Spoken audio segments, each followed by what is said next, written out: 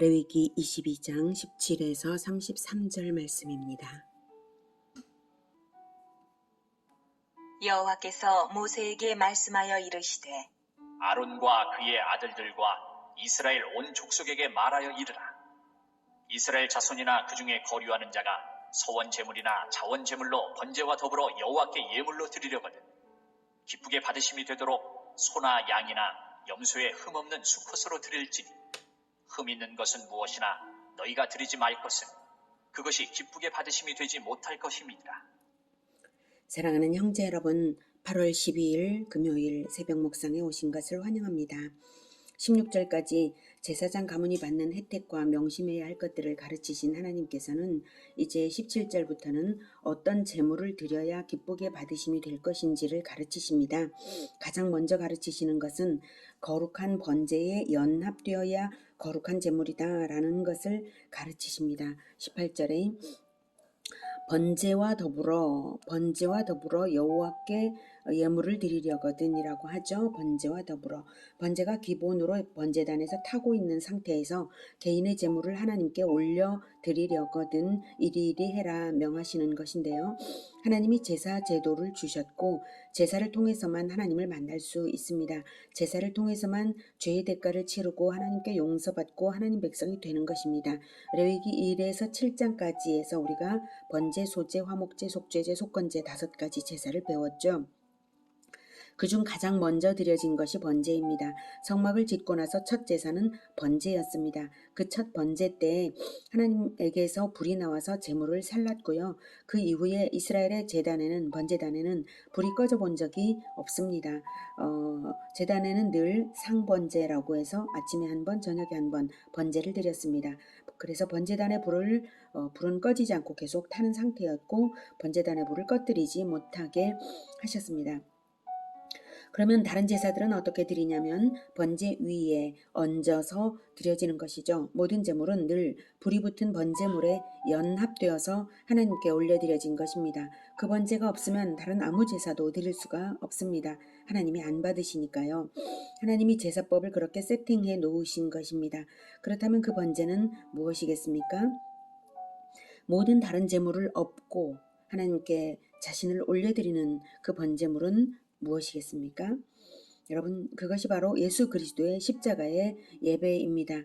예수님은 이스라엘의 성전이 완전히 종교 장사터가 되어버려서 더 이상 성전일 수가 없는 것을 보셨을 때에 이 성전을 헐라 내가 3일 만에 짓겠다라고 하셨고요. 예루살렘 성전의 파괴를 예언하셨는데요. 그것은 말하자면 구약 제사 제도의 종식입니다.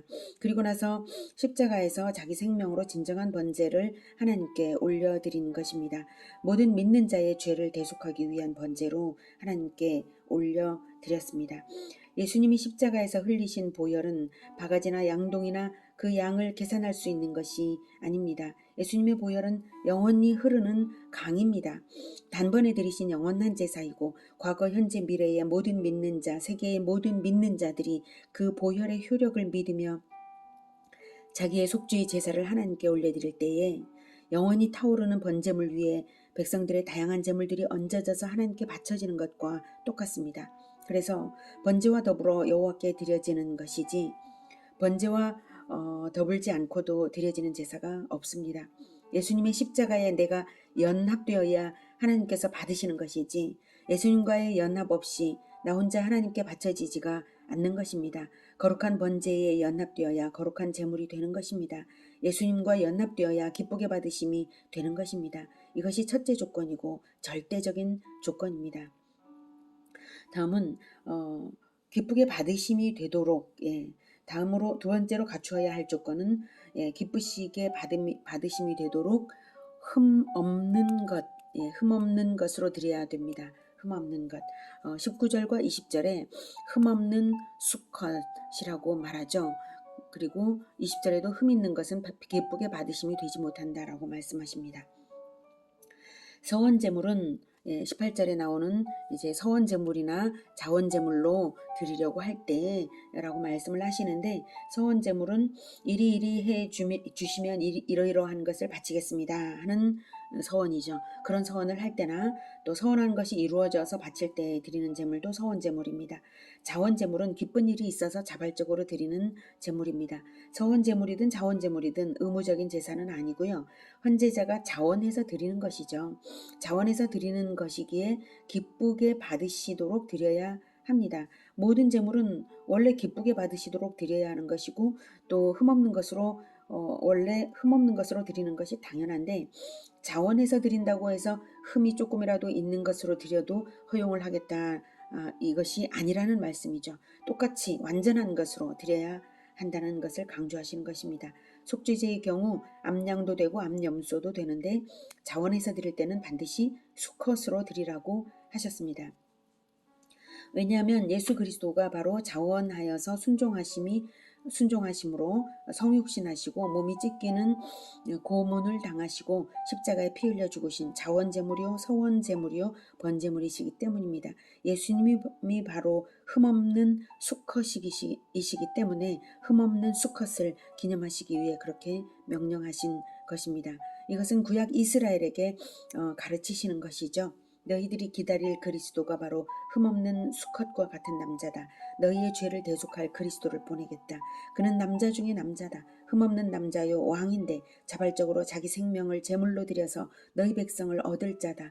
그의 순종은 완전한 순종이요 서원제요 자원제요 번제다. 이 뜻입니다. 그러니 그리스도를 믿는 백성들도 역시 자원하여서 하나님을 섬겨드릴 바에는 흠없이 섬겨라. 죄가 섞인 봉사가 되면 헛된 제물이다. 그리스도와 연합되라. 그것이 받으시는 제물이다. 그리스도처럼 살아라. 그것이 기쁘시게 받으시는 산 제물이다. 이 말씀이죠. 우리의 모든 봉사가 언제나 죄가 끼지 않은 거룩한 산 제물이 되기를 축복합니다. 그렇다고 이제 흠없는 수컷이라고 하니까 이제 남자만 목사가 될 수 있고 남자만 주의 종이 될 수 있는가? 그것은 아닙니다. 하나님께서 오순절 성령 강림 때 120명의 성도는 남녀가 함께 있었고요. 그리고 요해를 통해서 예언하실 때도 남종과 여종들에게 하나님의 영을 부어주겠다고 말씀을 하셨습니다. 남종과 여종, 여자도 주의 종이 될 수 있다는 것을 분명히 하셨습니다.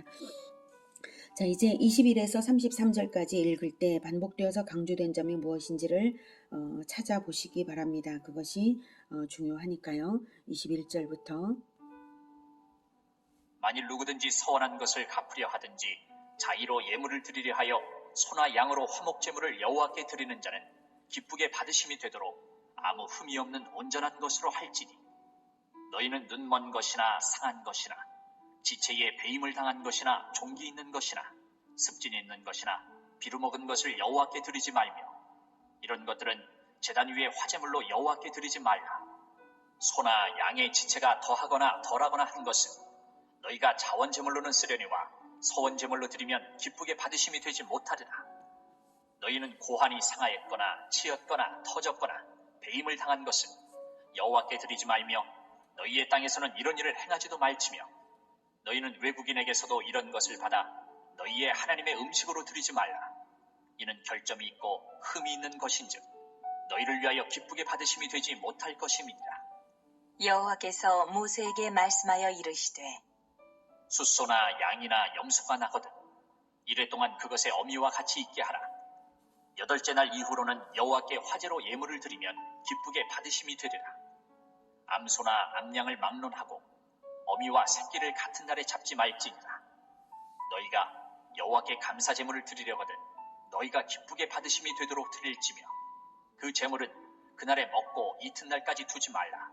나는 여호와이니라. 너희는 내 계명을 지키며 행하라. 나는 여호와이니라. 너희는 내 성호를 속되게 하지 말라. 나는 이스라엘 자손 중에서 거룩하게 함을 받을 것이니라. 나는 너희를 거룩하게 하는 여호와요 너희의 하나님이 되려고 너희를 애굽 땅에서 인도하여 낸 자니 나는 여호와이니라. 무엇이 강조되었나요? 네, 기쁘게 받으심이 되도록이 강조되었죠. 21절부터 보면 21절에 기쁘게 받으심이 되도록 23절에 기쁘게 받으심이 25절에 기쁘게 받으심 27절에 기쁘게 받으심 29절에 기쁘게 받으심이 되도록. 네. 이렇게 기쁘게 받으심이 여러 번 나왔고요. 이미 18, 19, 20절에서도 두 번이나 나왔죠. 그리고 이제 30에서 33절은 여호와니라를 네 번이나 반복했어요. 나는 여호와니라, 나는 여호와니라, 나는 너희를 거룩하게 하는 여호와여, 나는 여호와니라. 받으실 분이 기쁘게 받으셔야 의미가 있습니다. 그리고 받으실 분은 우리와 언약 맺으신 왕이신 하나님 여호와이십니다. 대속의 주 여호와이십니다. 언약 관계를 전제로 재물을 이리 해야 받겠다 하십니다. 나는 여호와니라를 네 번이나 마지막에 반복하시며 아주 강조하시는 이유가 무엇입니까? 다른 어떤 사람들에게도 이 규례를 주시는 것이 아니라 오직 언약 관계 백성들에게 주시는 것입니다. 그러니 재물이 받아들여지는 한 하나님은 우리에게 반드시 언약대로 다 이루십니다. 그래서 우리가 하나님의 선하시고 기뻐하시고 온전하신 뜻이 무엇인지 분별하며 자신의 삶을 산 제물로 드릴 때 모든 것은 하나님 안에서 완전해집니다. 하나님께서 먼저는 하나님께서 기쁘게 받으심이 되도록 나를 드리는 것, 그것이 먼저입니다. 하나님의 마음에 완전히 합당하여서 기쁘게 하나님께서 받으신 완전한 제물은 예수 그리스도이십니다. 그래서 하나님이 이는 내 사랑하는 아들이요 기뻐하는 자니 너희는 그의 말을 들으라 라고 하셨습니다. 예수님의 말씀을 순종하면 번제에 연합된 산 제물이 됩니다.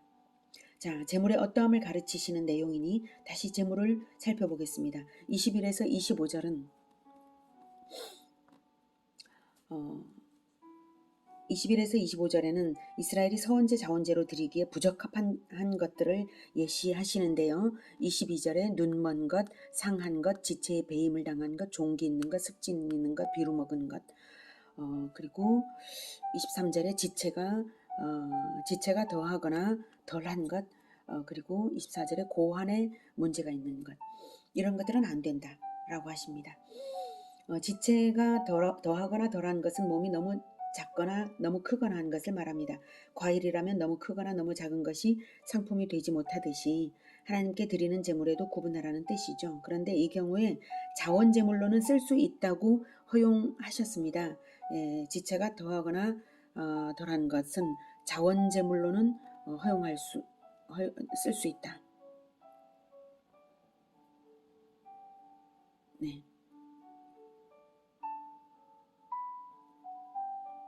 네. 자원제물로는 쓰려니와. 네.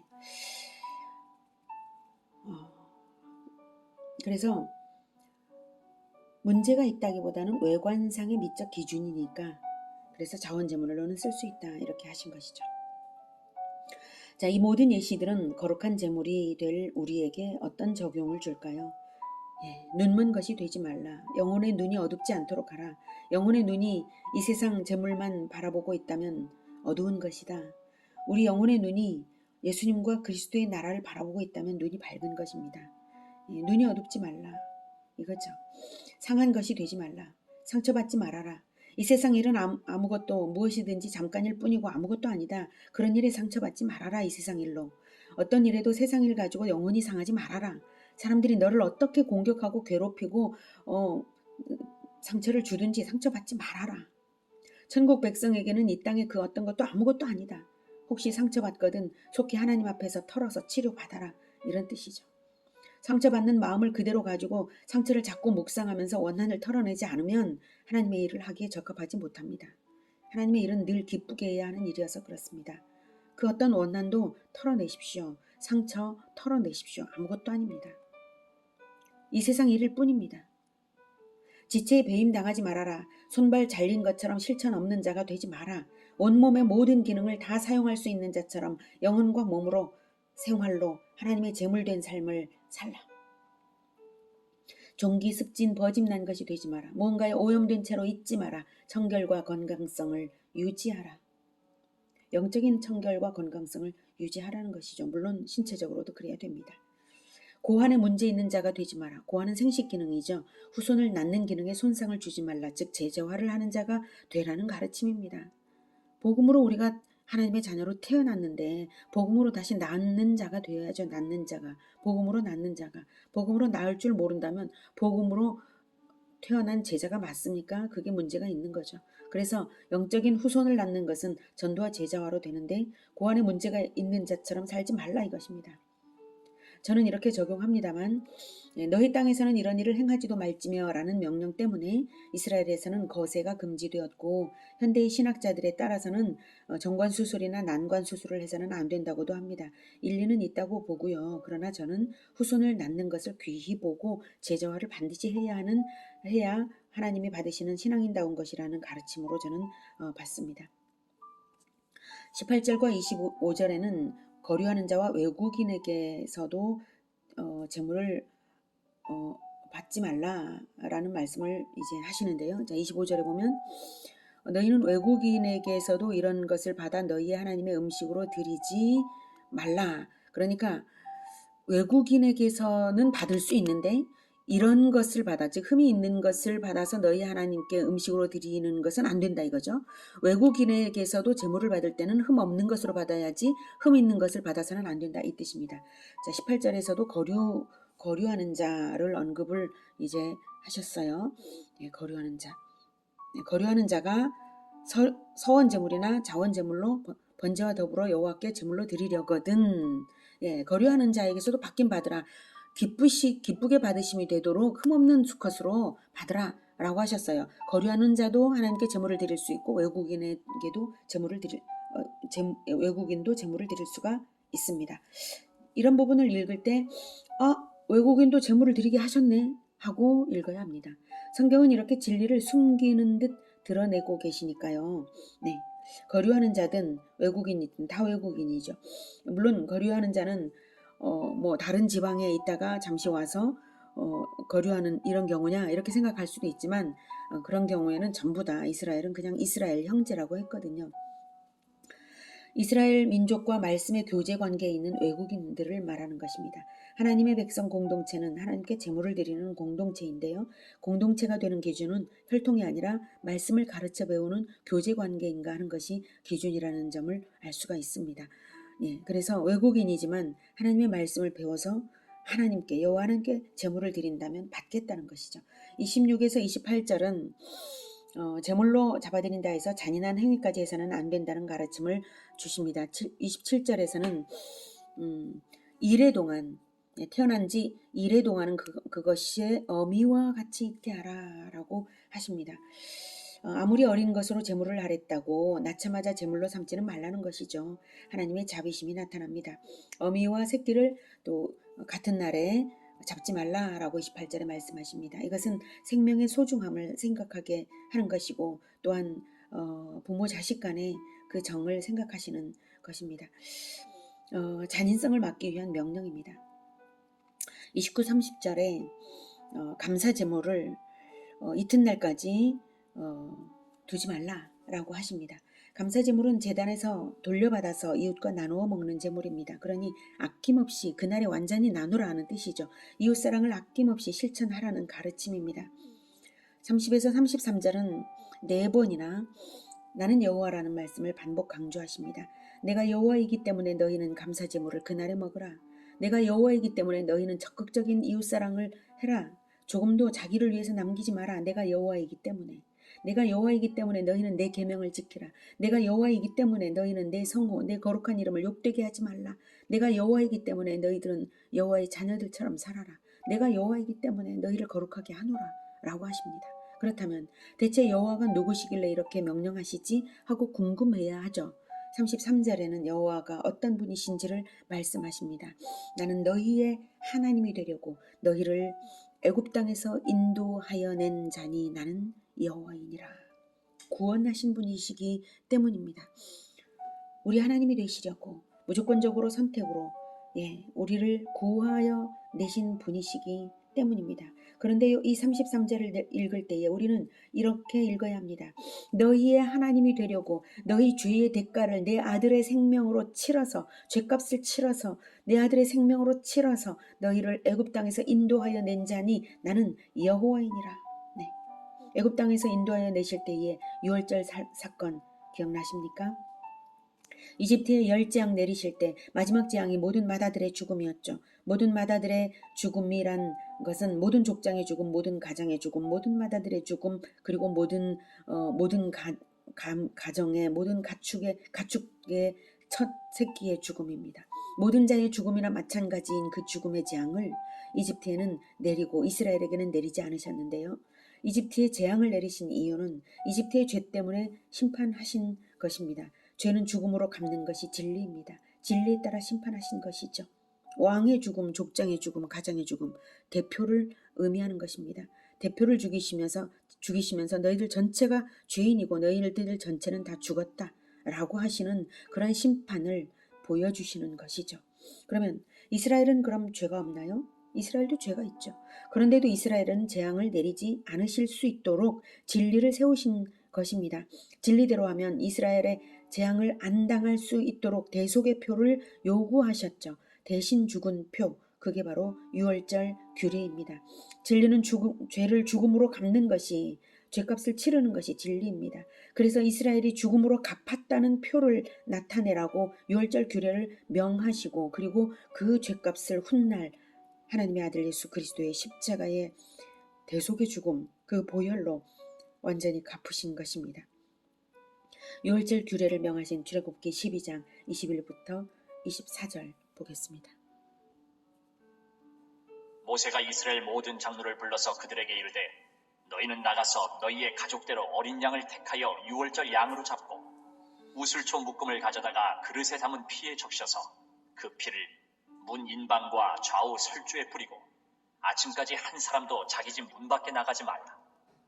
여호와께서 애굽 사람들에게 재앙을 내리려고 지나가실 때에 문 인방과 좌우 문설주의 피를 보시면 여호와께서 그 문을 넘으시고 멸하는 자에게 너희 집에 들어가서 너희를 치지 못하게 하실 것임이니라.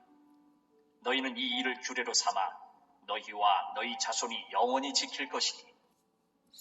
여호와께서 이집트 전역의 모든 집에 재앙을 내리실 때에 문에 피가 발라져 있는 것을 보면 이 집은 죽었구나 인정하도록 유월절 어린 양의 죽음을 너희의 죽음으로 인정하겠다는 것이죠. 그래서 유월절 어린 양의 죽음에 연합되도록 그 양고기를 그 밤에 가족이 다 먹는 것입니다. 그 언약의 말씀을 믿고 따르면 안 죽는 거죠. 언약 관계가 되어서 안 죽는 것이죠. 믿으니까요. 그래서 우리가 연합되어야 하는 것입니다. 어린 양의 양고기를 먹듯이 예수님의 살을 먹는 것이고 예수님의 피를 마시는 것입니다. 그것이 바로 예수님의 가르침을 우리가 먹는 것입니다. 그래서 하나님은 죄를 죽음으로 갚는다는 진리에 따라서 이스라엘 대신 어린 양이 죽게 하셨는데요. 그렇다면 짐승과 사람의 가치가 같습니까? 결코 그렇지 않잖아요. 그런데도 이런 규례를 세우신 것은 언약이기 때문입니다. 언약으로서 나중에 태어날 그리스도가 그 어린 양의 죽음의 실제로 죽을 것이기 때문입니다. 그리스도의 죽음을 전제로 그러한 규례를 주신 것입니다. 유월절 어린 양을 먹고 피를 발라서 구원받는 것을 신용카드 사용에 비유한다면 그리스도의 십자가 보혈은 카드 대금을 실제로 납부하는 것과 같은 것이죠. 언약을 주셔서 이스라엘 우선 살려놓고 플라스틱 카드지만 그것으로 살려놓고 그리스도를 나중에 보내신 것입니다. 나중에 오실 그리스도이지만 구약 이스라엘의 구원의 효력이 되게 하기 위해서 유월절 규례로 그리스도의 보혈을 영원히 기념하라고 하신 것입니다. 보혈을 기념하는 자는 믿음으로 구원받은 자입니다. 자, 그러니 아들의 생명값으로 이스라엘을 애굽에서 구원한 나 여호와다 이러시는데 너희들의 하나님이 되려고 너희들을 무조건적으로 사랑해서 아들의 생명을 바쳐서 너희들을 구원한 나 여호와다 이러시는데 여호와의 명령이 과하다고 말할 수 있겠습니까? 너무 지나치게 깐깐하게 요구하시네요. 이럴 수 있습니까? 절대 그럴 수 없습니다. 유월절 어린 양의 피로써 언약관계가 되었으므로 그리스도의 피로써 언약관계를 맺어주신 구원주 하나님이시기 때문에 이 계명을 지킴으로써 언약관계 유지하라는 말씀입니다. 그래서 말들의 뜻대로 우리가 지키는 겁니다. 계명 지키는 것입니다. 우리에게 동일합니다. 우리가 우리 자신이 죄인인 줄도 알지 못할 때부터 예수님이 나를 위해 죽어주셨고 믿음으로 인도하셨고 구원과 복을 주셨습니다. 아주 일방적이고 무조건적인 사랑으로 우리를 사랑하십니다. 예수님이 하나님께 연합되듯이 우리 역시 하나님께 연합됨으로써 거룩한 제물이 되라 이 말씀이십니다. 이 은혜를 아는 것이 언약 백성입니다. 은혜를 알 때 진정으로 나를 거룩한 제물로 기쁘게 받으심이 되도록 올려드리고 싶어집니다. 그러라고 하나님이 먼저 우리에게 제사 드려주신 것입니다. 가만히 생각해 보십시오. 하나님이 우리를 먼저 예배하셨어요. 가장 귀한 것으로요. 그러니 우리도 하나님과 동일한 방식으로 하나님께 제물이 되어드려야 하는 것입니다. 하나님께 올려드리는 거룩한 산 제물이 되시겠습니까? 예수님의 십자가에 연합하십시오. 예수님을 날마다 닮아가십시오. 그렇게 거룩한 산 제물이 되는 우리 모두가 되기를 기원합니다. 기도하겠습니다. 하나님,